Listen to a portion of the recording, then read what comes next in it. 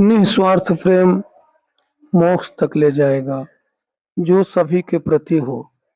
जैसे सूर्य सबको प्रकाश देता है बिना किसी भेदभाव के, हम भी इस मूल प्रकृति के अंश हैं।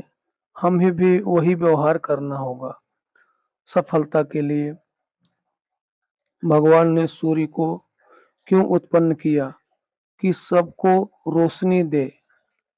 ठीक उसी प्रकार आपको भी भेजा गया है कि सबसे प्रेम करो और चारों आश्रमों का पालन करो। 25 साल ब्रह्मचर्य, 25 साल गृहस्थ, 25 साल वानप्रस्थ, 25 साल सन्यास। कलयुग में वायु 100 वर्ष है।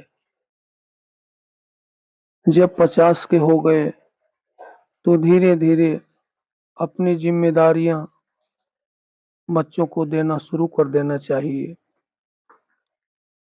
जब 75 के हो गए तो पूरा ध्यान परमेश्वर में, कुछ दिखाई न दे ऐसा जीवन जीना जिससे मोक्ष प्राप्त होगा।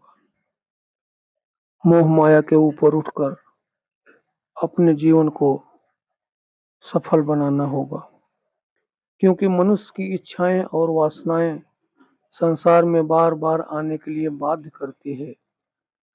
पुराने समय में जब संन्यास दीक्षा होती थी तो उसका नाम बदल दिया जाता था और वन की ओर भेजा जाता था। अब तुम्हारा कोई नहीं है, समझो तुम मर गए हो। और चिता का अनुभव कराया जाता था कि समझो कि तुम अब नहीं हो, तुम्हारा शरीर जल गया है, तुम आत्मा हो और निरंतर उस परमात्मा का ध्यान करो। अब वापस घर नहीं जाना है, केवल ईश्वर का चिंतन करना है। आज भी कुछ जगहों पर ऐसा होता है, उन्हें हमेशा के लिए आश्रम में स्थान दिया जाता है। अब आपको यहीं रहना है। जो शेष जीवन बचा है उसमें केवल परमात्मा का ध्यान करना है, मूल प्रकृति के साथ एक हो जाना है, जिसे कहते हैं सच्चित आनंद।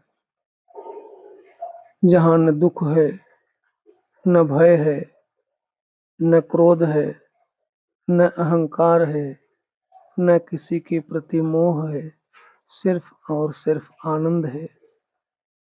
और जन्म लेने का यही उद्देश्य है कि संसार में रहते हुए उस परमात्मा का अनुभव करते हुए उसी में मिल जाना।